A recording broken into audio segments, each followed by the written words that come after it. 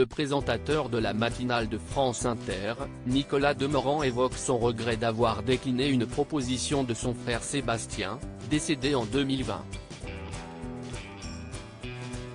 Un immense regret. Depuis ce lundi, Nicolas Demorand a repris la direction des studios de France Inter.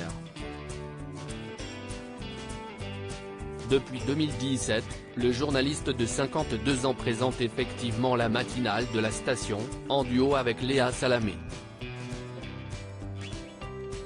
Un tandem visiblement très apprécié des auditeurs. La tranche se positionnant régulièrement en tête des audiences est d'ailleurs rallongée d'une demi-heure cette année, et s'étend donc désormais entre 7h et 10h du matin. S'il ne fait aucun doute que Nicolas Demorand a la radio dans le sang, il n'avait pourtant pas tout à fait choisi cette voie au départ. Cette proposition que Nicolas Demorand regrette d'avoir refusée. Interrogé dans les colonnes de Télérama, il explique que dans la famille Demorand, c'est plutôt son frère aîné Sébastien, qui avait hérité du gène du journalisme. Critique culinaire reconnu, celui qui était aussi célèbre pour avoir fait partie du jury des premières saisons de Masterchef sur TF1 est décédé en 2020, après un long combat contre le cancer. Le matinalier de France Inter révèle à nos confrères que Sébastien Demorand avait pourtant tenté de convaincre le cadet de le suivre dans ses aventures médiatiques. L'un de mes grands regrets est de ne pas l'avoir suivi quand il m'a dit « Viens, on fait l'école de journalisme ensemble ».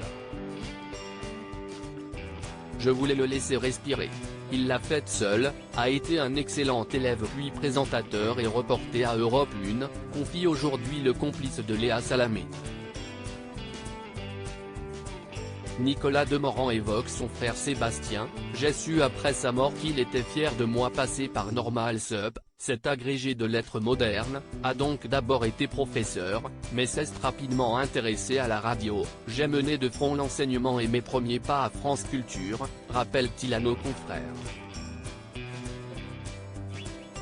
Et Nicolas Demorand a toujours pu compter sur son frère pour l'aider à se frayer un chemin sur les ondes. « C'est lui qui m'a pris en main et a pris les bases à mon entrée à France Culture.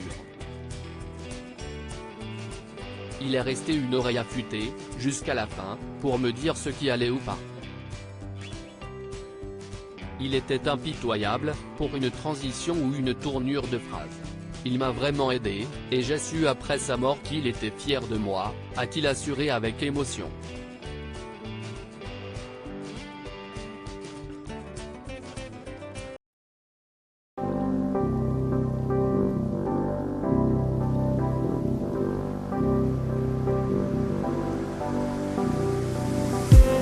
I just need some